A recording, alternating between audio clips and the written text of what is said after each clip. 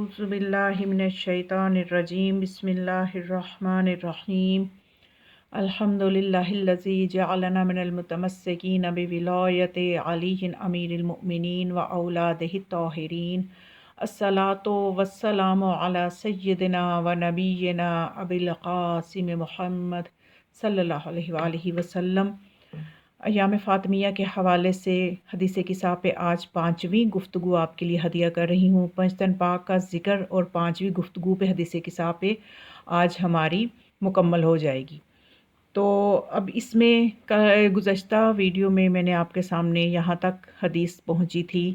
کہ جناب جبرائیل جو ہیں وہ بھی زیر کساء داخل ہو گئے، اور پھر انہوں نے وہ آیت نبی خدا صلی اللہ علیہ وآلہ وسلم کے حوالے کی جو وہ اللہ کی طرف سے لے کے آئے۔ تو کیا فرمایا؟ بی روایت بیان کرتی ہیں،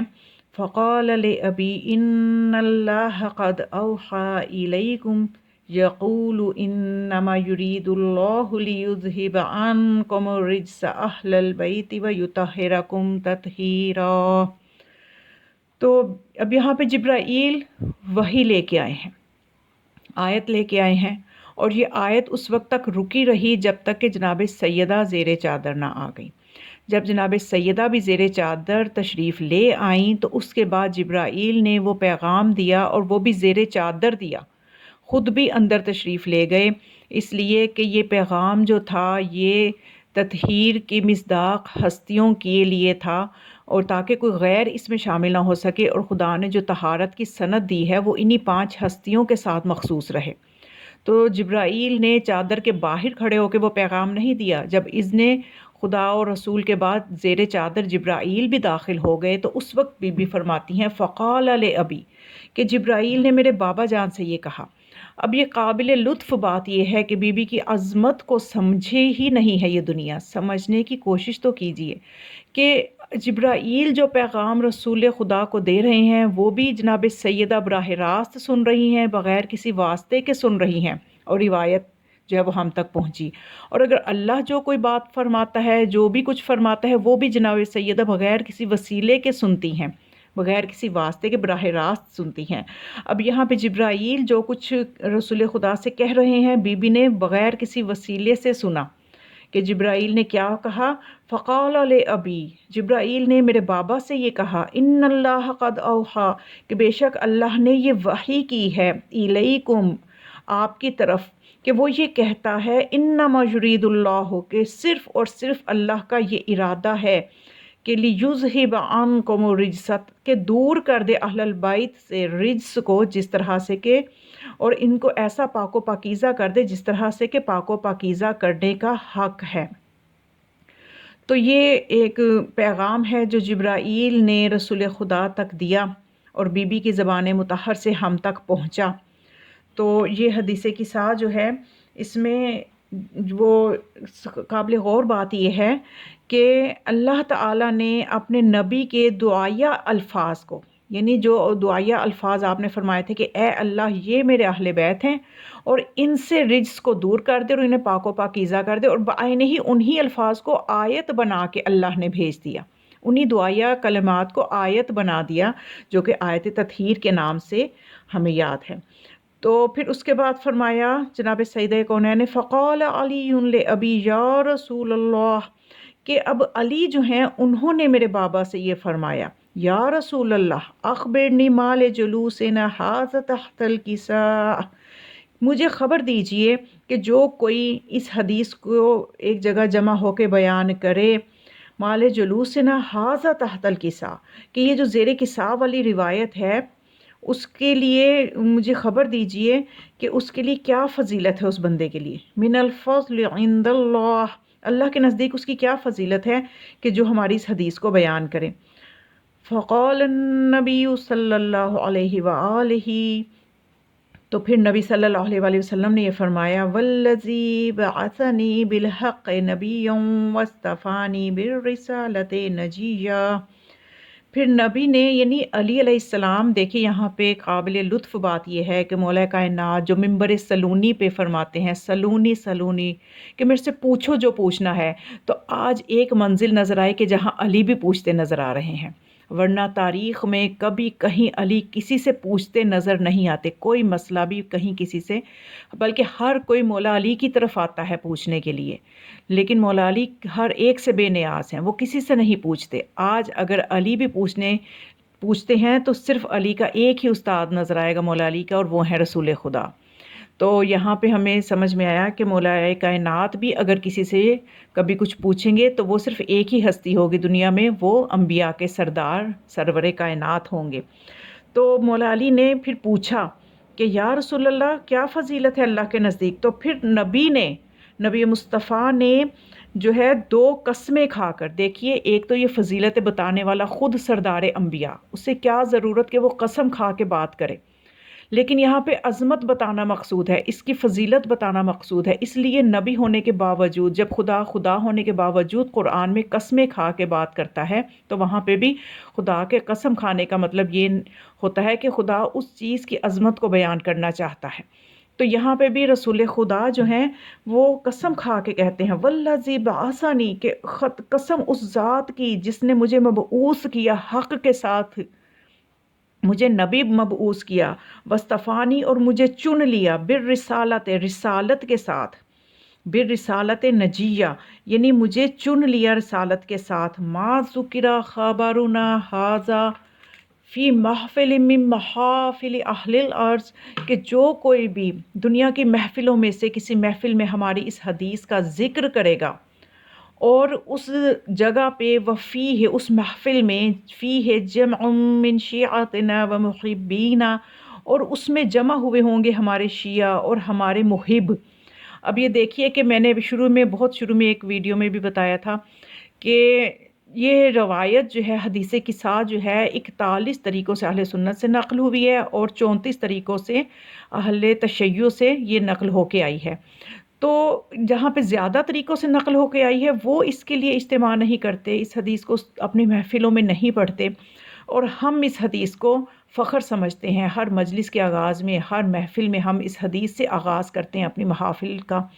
تو یہاں پہ بھی تصدیق ہو گئی اس بات کی کہ جو کوئی بھی، رسول فرماتے ہیں اہل ارض میں سے، جو بھی زمین پہ رہنے والوں میں سے، اپنی محفلوں میں سے ہمارے شیعہ اور محب ہی ہوں گے جو اس کا اجتماع کریں گے، جو اس حدیث کو بیان کریں گے،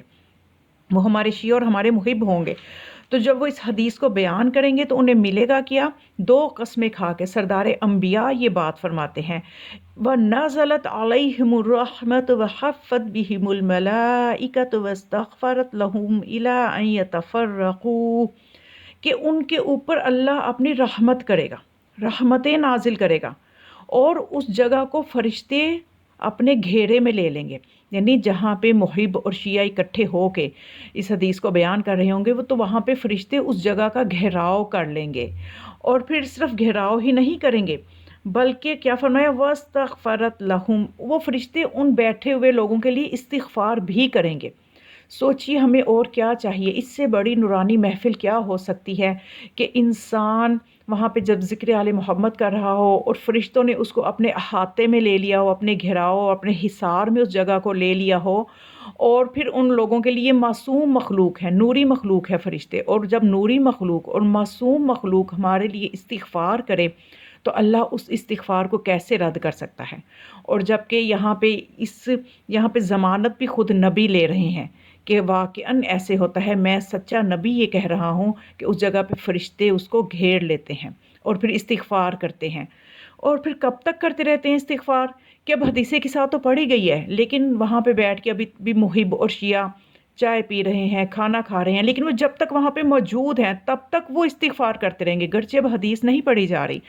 لیکن پھر بھی فرشتے استغفار کرتے رہیں گے، کیونکہ رسول فرماتے ہیں اِلَىٰ أَن يَتَفَرَّقُوا، یہاں تک کہ وہ لوگ متفرق نہ ہو جائیں، وہاں سے وہ جگہ خالی نہ ہو جائے، اس وقت تک وہ فرشتے وہیں رہیں گے، چاہے کچھ لوگ اندر سے چلے جائیں، چاہے کچھ لوگ ہی باقی رہ جائیں، اور جو باقی رہ جائیں گے وہ ان کے لیے بھی فرشتے جب استغفار کر رہے ہوں گے تو وہ والا استغفار ان لوگوں کو بھی ملتا رہے گا جو گرچہ اس جگہ سے اب چلے گئے ہیں۔ تو یہ برکت اتنی، اس کی وسیع برکت ہے کہ عقل انسانی احاطہ نہیں کر سکتی کہ اس حدیث کی کتنی برکتیں ہیں۔ تو پھر فقال علی علیہ السلام اذن واللہ فزن وفاز شیعاتنا ورب الکعبہ، پھر علی نے یہ فرمایا، بی بی فرماتی ہیں کہ علی علیہ السلام نے یہ فرمایا کہ خدا کی قسم ہم کامیاب ہو گئے اور ہمارے شیعہ بھی کامیاب ہو گئے، رب کعبہ کی قسم، یعنی مولا علی بھی رب کعبہ کی قسم کھا رہے ہیں۔ لیکن یہاں پہ قابل غور بات یہ ہے کہ وہ صرف شیعہ کہہ رہے ہیں کہ ہمارے شیعہ، مولا علی محبینہ کا لفظ نہیں فرما رہے۔ رسول فرماتے ہیں کہ جہاں بھی ہمارے شیعہ اور ہمارے محب بیٹھیں گے اور اس حدیث کو پڑھیں گے انہیں یہ برکتیں ملیں گی۔ لیکن جب مولا علی سے یہ سنتے ہیں، کیونکہ سوال کرنے والے تو مولا علی ہی تھے، جب انہوں نے یہ فضیلتیں سنی تو جواب میں فرمایا کہ ہم کامیاب ہوئے اور ہمارے شیعہ کامیاب ہوئے، محبینہ کا لفظ نہیں ملتا۔ تو اس کا مطلب کہ مولا کائنات کی محبت، کیونکہ مولا کائنات جانتے ہیں کہ آنے والے زمانوں میں میری محبت کو لے کے کتنے لوگ ہیں جو پتلی گلی سے نکلنا چاہیں گے اور تو وہ نکل نہ سکیں، بلکہ وہ اگر میری محبت سے استفادہ کرنا چاہتے ہیں، روز قیامت میری محبت سے فائدے لینا چاہتے ہیں، تو انہیں محب بن کے ہی فخر نہیں کرتے رہنا، بلکہ محب سے لے کے شیعہ تک کا سفر طے کرنا ہے، انہیں شیعہ بننا ہے۔ کیونکہ محب اور شیعہ میں بہت فرق ہے۔ محب وہ ہوتا ہے جو محبت کرتا ہے اور اس محبت کا زبان سے اظہار کرتا ہے، لیکن مولا فرماتے ہیں جو ہمارا شیعہ ہے وہ ذمہ دار ہے، وہ ذمہ دار ہوتا ہے، وہ عملی میدان میں قدم رکھتا ہے اور وہ معصومین کی سیرت پہ چلتا ہے، اور ان کو اس طرح سے معصومین کے جو سمجھ لیجیے ان کی ایسی معرفت ہوتی ہے شیعہ کو کہ وہ معصوم علیہ السلام کے مقصد کی معرفت رکھتا ہے۔ اور جو محب ہوتا ہے وہ قصیدے بھی پڑھ لیتا ہے، وہ نعرے بھی خوب لگواتا ہے، اور وہ جو ہے عملی میدان میں جو ہے جب معاشرے میں وہ اس کو عملاً جب اس کو امور انجام دینا ہوتے ہیں تو اس وقت وہ اپنی مرضی کا دین لے لیتا ہے اور باقی چھوڑ دیتا ہے، لیکن شیعہ ایسے نہیں کرتا۔ تو یہاں پہ بہت ہی ایک بڑی فکر ہے جو ہمیں حدیث کساء میں مل رہی ہے کہ ہمیں محب سے شیعت تک کا سفر طے کرتے رہنا ہے، تو پھر ہمیں یہ ساری برکتیں کاملاً ملیں گی۔ فقال ابی رسول اللہ صلی اللہ علیہ وآلہ،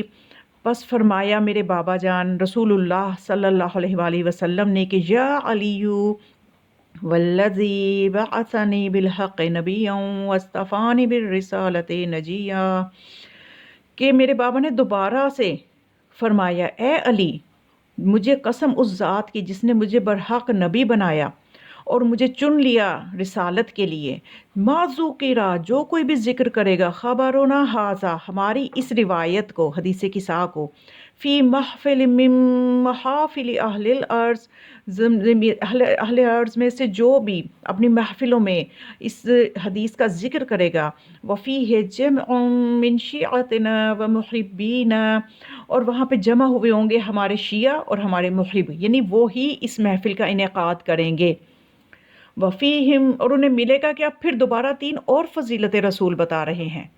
وہ کیا بتائیں، وفیہم مہموم الا وفرج اللہ ہمہ، کہ ان میں سے جو بھی کوئی کسی ہم میں مبتلا ہوگا تو اس کا ہم دور ہوگا، ولا مغموم الا وکشف اللہ غمہ، اور جو کہ مغموم ہوگا اس کے غم دور ہوں گے۔ اب یہ ہم کیا ہے اور غم کیا ہے؟ ہم و غم یعنی یہ دونوں جو ہے، محموم ہونا یعنی جب انسان کسی پریشانی سے گزر رہا ہوتا ہے امکانی طور پہ، یا جب وہ واقعہ کوئی انسان کسی آزمائش میں موجود ہوتا ہے، واقعتاً اس آزمائش میں موجود ہو کے اس آزمائش کو تحمل کر رہا ہوتا ہے، تو اس وقت وہ ہم کی کیفیت میں ہوتا ہے، اور جب وہ آزمائش گزر جاتی ہے اور جو اثرات اس پہ چھوڑ جاتی ہے اس وقت انسان غم کی کیفیت میں آ جاتا ہے۔ جیسے کسی کو کہا جاتا ہے کہ فلاں کا جو ہے فلاں رشتہ دار جو ہے وہ فوت ہو گیا، تو اب وہ غم کی کیفیت میں ہے، یعنی وہ غم ابھی اس کے اوپر طاری ہے، وہ 1 مہینہ رہتا ہے، 2 مہینے رہتا ہے، بہرحال تو یہ اس کو حالت، یعنی ہر طرح کی پریشانی جو ہے وہ اس حدیث سے دور ہوگی۔ تیسری چیز رسول فرماتے ہیں اس کو ملے گی، وَلَا طَالِبُ حَاجَةٍ إِلَّا وَقَضَى اللَّهُ حَاجَتَهُ، کہ اس کی ہر حاجت پوری ہوگی۔ اب یہ حاجات پوری کرنے کی جو سند ہے وہ رسول دے رہے ہیں جو انبیاء کے سردار ہیں، وہ یہ سند، ہمیں اس میں کوئی شک نہیں ہونا چاہیے کہ ہم یہ کہیں کہ پتہ نہیں ہماری حاجات پوری نہیں ہوتی، یا ہم حدیث کساء پڑھتے ہیں تو ہمارے برکتیں کیوں نہیں آتی۔ وہ اصل میں وہی بات ہے کہ ہم اپنے نقائص کو دور کر کے نہیں اس محفل میں بیٹھتے، ہمارا نفس پاکیزہ ہونا چاہیے، منافقت ہمارے دل میں کسی کے لیے نہیں ہونی چاہیے۔ ہم جب تمام ادب و آداب کے ساتھ اہتمام کریں گے حدیث کساء کا، حلال کمائی سے، مخمس پیسوں سے، جن پیسوں کا خمس نکالا ہوگا،